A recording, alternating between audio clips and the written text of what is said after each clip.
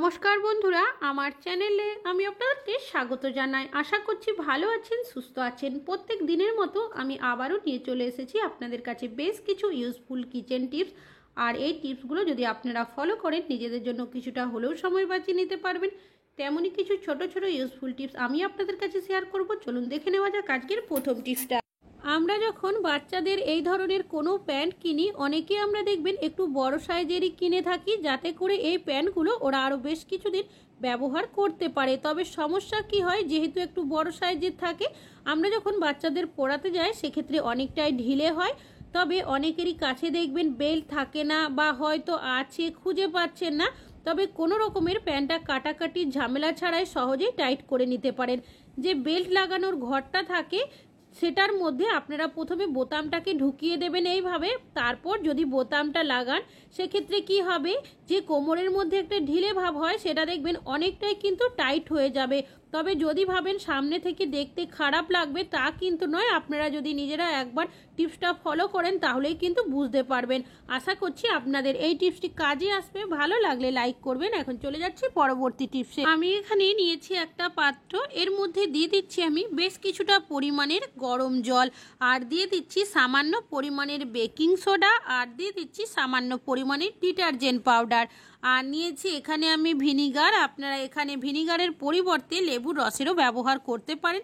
এক ঢাকনা পরিমাণের ভিনিগার আমি দিয়েছি, আর দেখতেই পাচ্ছেন দেওয়ার সাথে সাথে রিঅ্যাকশন করতে শুরু হয়ে গেছে। এবার আবারও আমি এটাকে চামচের সাহায্যে একটু ভালোভাবে মিশিয়ে নেব। এবার এই যে মিশ্রণটা তৈরি হলো, কি কাজে ব্যবহার করবেন। রান্না বান্না করি গ্যাস ওভেনে, অনেক সময় দেখবেন ভাতের ফেনা পড়ে যায়, বা কখনো কখনো ডাল সবজিও পড়ে যায় বার্নারের মধ্যে। এর ফলে দেখা যায় বার্নারটা জাম হয়ে যায়, ঠিকভাবে গ্যাস বেরোয় না। এতে করে গ্যাসের খরচ অনেকটাই হয়। তো মিশ্রণটা বানিয়ে আমি এইভাবে করে 5 মিনিট রেখে দিয়েছিলাম। এবার 5 মিনিট পর বার্নারটাকে এখান থেকে তুলে নিয়েছি। এবার একটা পুরনো ব্রাশ বা পুরনো ধরনের যে কোনো স্ক্রাবার নিয়ে নেবেন, সেটা দিয়ে এইভাবে হালকাভাবে ঘষে নেবেন। এতে কি হবে, দেখবেন এই মিশ্রণটা এতটাই পাওয়ারফুল হয়, যার কারণে বার্নারটা পরিষ্কার তো হবে, বার্নারের মধ্যে যদি কোনো নোংরা জমে থাকে সেটাও দেখবেন সহজেই উঠে যাবে। উল্টো সাইডটাও কিন্তু একইভাবে আমি ব্রাশের সাহায্যে এইভাবে করে ঘষে পরিষ্কার করে নিচ্ছি। তবে এইভাবে পরিষ্কার করার পরেও অনেক সময় দেখা যায় বার্নারে যে ছোট ছোট ছিদ্রগুলো থাকে তার মধ্যেও কিন্তু অনেক সময় খাবারের টুকরো আটকে থাকে। সেক্ষেত্রে আপনারা একটা সেফটি পিন বা সুচ নিয়ে নেবেন, সেটা দিয়ে যদি এইভাবে পরিষ্কার করে নেন তাহলে দেখবেন সহজেই কিন্তু পরিষ্কার হয়ে যাবে। এবার বার্নারটাকে আমি পরিষ্কার জল দিয়ে ধুয়ে আপনাদেরকে দেখাচ্ছি। তো দেখতেই পাচ্ছেন কতটা পরিষ্কার হয়েছে। এবার শুকনো কাপড় দিয়ে মুছে নিচ্ছি, তারপর আপনাদেরকে দেখিয়ে দিচ্ছি জ্বালিয়ে।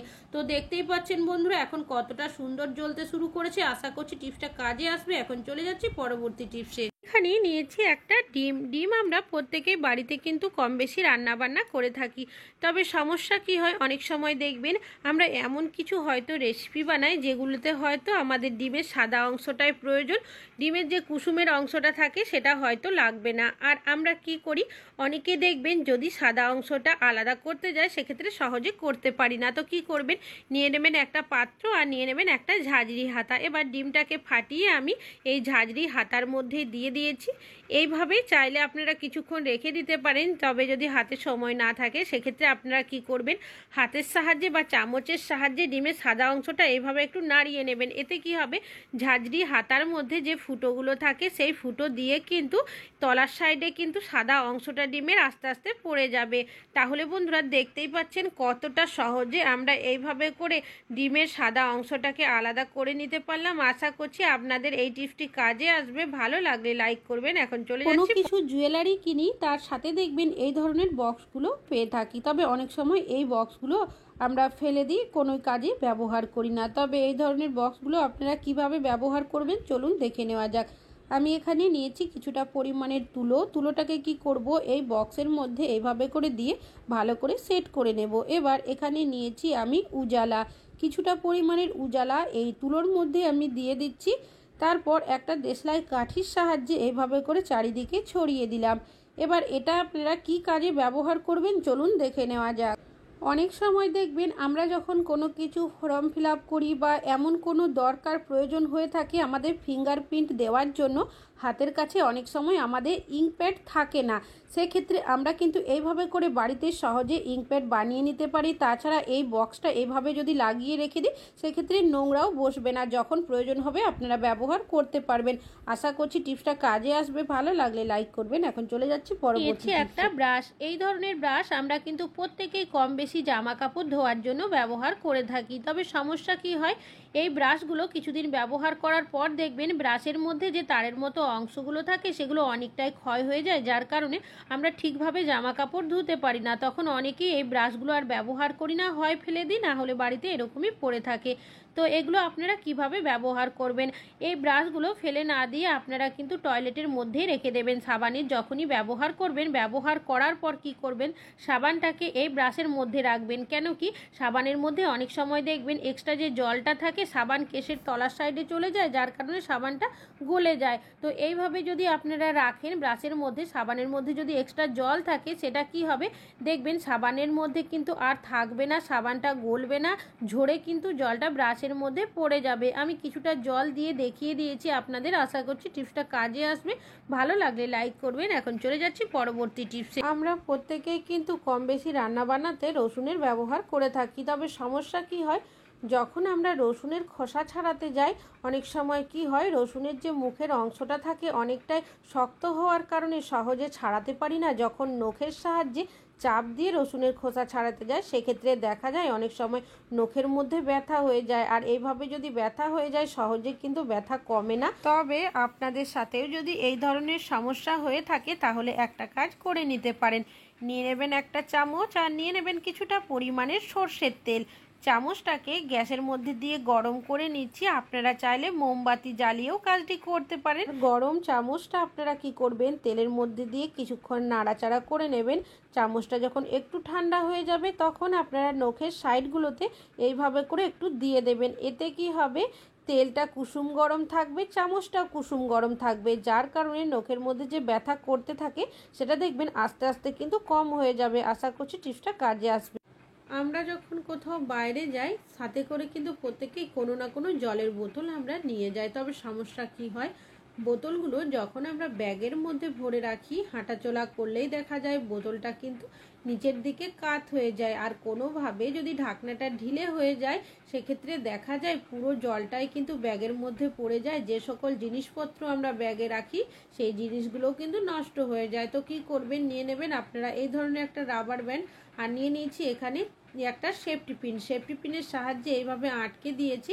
তারপর ব্যাগের সাইডে আমি সেফটি পিনটাকে এইভাবে লাগিয়ে নিচ্ছি। তবে চাইলে রাবারটা আপনারা সুতো দিয়ে কিন্তু এখানে সেলাইও করে নিতে পারেন। এবার এই যে রাবারটা রয়েছে আমি বোতলের মুখের মধ্যে এভাবে পরিয়ে দিচ্ছি। এবার যদি আপনারা ব্যাগের মধ্যে জলের বোতল নিয়ে যান বা হাঁটা চলা করেন দেখবেন কোনোভাবেই কিন্তু নিচের দিকে কাত হবে না, রাবার ব্যান্ডটা দেওয়ার কারণে ভালো মতো আটকে থাকবে। আশা করছি টিপসটা কাজে আসবে, ভালো লাগলে লাইক করবেন। এখন চলে যাচ্ছি পরবর্তী টিপসে। আমি এখানে নিয়েছি বেশ কিছুটা পেঁয়াজ আমরা প্রত্যেকেই কিন্তু রান্নাবান্না করার জন্য ব্যবহার করে থাকি। তবে সমস্যা কি হয়, দেখবেন যখন একটু বেশি পরিমাণের পেঁয়াজ নিয়ে আসা হয় আমরা কিন্তু এই পেঁয়াজগুলো তাড়াতাড়ি শেষ করতে পারি না, যার কারণে অনেক দিনই থেকে যায়। আর এইভাবে যদি পেঁয়াজ রাখা হয় অনেক সময় কি হয় দেখা যায় পেঁয়াজগুলো কিন্তু তাড়াতাড়ি পচে যায়।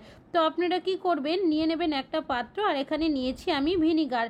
সামান্য পরিমাণের ভিনিগার আমি এর মধ্যে দিয়ে দিচ্ছি। তবে এখানে কিন্তু ভিনিগারেরই ব্যবহার করতে হবে, লেবুর রস নিলে কিন্তু চলবে না। এবার নিয়েছি এখানে একটা পুরনো ব্রাশের সাহায্যে কি করব, পেঁয়াজের যে বোটার অংশটা রয়েছে তার মধ্যে ভিনিগারটাকে লাগিয়ে নেব। এইভাবে করে প্রত্যেকটা পেঁয়াজের মধ্যেই কিন্তু ভিনিগার আমি লাগিয়ে দিচ্ছি। বোটার অংশের মধ্যে যদি কিছুটা পরিমাণের ভিনিগার লাগিয়ে রাখা হয় সেক্ষেত্রে দেখবেন এই পেঁয়াজ কিন্তু সহজে পচবে না। তবে অবশ্যই কিন্তু এই ধরনের কোনো ছিদ্রযুক্ত পাত্রের মধ্যে পেঁয়াজটাকে রাখার চেষ্টা করবেন। আশা করছি আপনাদের টিপসটা কাজে আসবে, ভালো লাগলে লাইক করবেন। এখন চলে যাচ্ছি পরবর্তী টিপসে। কিন্তু কিচেনের মধ্যে এই ধরনের ছোটোখাটো জিনিসপত্র থাকে, গ্রেটার, হাতা, ছাঁকনি। তবে এগুলো রাখার জন্য আমরা কোনো না কোনো হোল্ডার বা কোনো না কোনো বাসন রাখা স্ট্যান্ডের ব্যবহার করি। তবে যে জায়গাতেই রাখি না কেন অনেকটাই জায়গা জুড়ে থাকে, তাছাড়াও একসাথে অনেক সময় রাখা যায় না। তবে কিভাবে রাখলে একটা জায়গার মধ্যে গুছিয়ে রাখতে পারবেন। আমি এখানে কিছুটা রাবার ব্যান্ড নিয়েছি। রাবার ব্যান্ড আমাদের প্রত্যেকেরই বাড়িতে রয়েছে। এবার এই যে গ্রেটারের হ্যান্ডেলটা রয়েছে তার মধ্যে প্রথমে রাবারটাকে এইভাবে করে ঢুকিয়ে দেব। ঢুকিয়ে দেওয়ার পর আপনারা কি করবেন, এই রাবারটার এইভাবে করে পেঁচিয়ে দেবেন যাতে করে একটা গিটের মতো তৈরি হয়ে যায়। এইভাবে টেনে নিলেই দেখবেন এটা কিন্তু খুব ভালোভাবে আটকে যাবে। এইভাবে করেই আমি বাকি যে হাতা, ছাঁকনি, গ্রেটার রয়েছে সেগুলোর মধ্যেও কিন্তু রাবারটাকে আপনারা এই যে রাবারটা হ্যাং করার জন্য লাগিয়েছেন সেগুলো একসাথে হাতে ধরে নেবেন। এবার যে জায়গার মধ্যে আপনাদের কোনো এই ধরনের হ্যাং করার জায়গা থাকবে সেখানে যদি রেখে দেন বা বাসন রাখার র্যাকের মধ্যে রেখে দেন, অল্প জায়গার মধ্যে একসাথে অনেকগুলো থেকে যাবে। আশা করছি কিন্তু বটির ব্যবহার করে থাকি। তবে সমস্যা কি হয় দেখবেন, বেশ কিছুদিন বটি দিয়ে যখন সবজিপাতি কাটি, মাছ মাংস কাটি, অনেকে আমরা কিন্তু না ধুয়ে রেখে দিই। এর ফলে দেখা যায় বটির ধারটা যেমন কমে যায়, সবজিপাতির রসকস লেগে যাওয়ার কারণে অনেক সময় জং বা মরচে পড়ে যায়, যার কারণেই কিন্তু আমাদের ধারটা কম হয়ে যায়। তো এখানে কিছুটা পরিমাণে লবণ দিয়ে দিচ্ছি। আর এখানে আমি তেজপাতা, আমাদের প্রত্যেকেরই বাড়িতে কিন্তু তেজপাতা রয়েছে। লবণটা দেওয়ার পর যদি তেজপাতা দিয়ে এইভাবে ঘষতে থাকি তাহলে দেখবেন বটির মধ্যে যে জং বা মরচেটা থাকে সেটা কিন্তু সহজেই উঠে যাবে। তাছাড়াও এইভাবে তেজপাতা দেওয়ার কারণে আমাদের কাজটি করতে অনেকটাই সুবিধা হবে।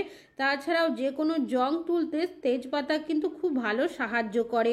তো দেখতেই পাচ্ছেন এইভাবে করে কিন্তু দুটো সাইডই আমি লবণ আর তেজপাতা দিয়ে ঘষে নিয়েছি। মরচেটা ছিল সেটা কিন্তু উঠে গেছে, সেটা আপনারা ওপর থেকে দেখতে পাচ্ছেন। এবার ধার কতটা এসছে সেটাকে দেখানোর জন্য কিছুটা পরিমাণের জল নিয়েছি। বটিটাকে আমি জল দিয়ে ভালোভাবে ধুয়ে নিচ্ছি। তো দেখতেই পাচ্ছেন বন্ধুরা, আগে ধারটা কিন্তু একদমই ছিল না, চলে গেছিলো, আর এখন কিন্তু ধার অনেকটাই চলে এসেছে। কোনো রকমের টাকা খরচ ছাড়াই আপনারা কিন্তু এইভাবে করে খুব সহজেই বাড়িতে ধার করে নিতে পারেন।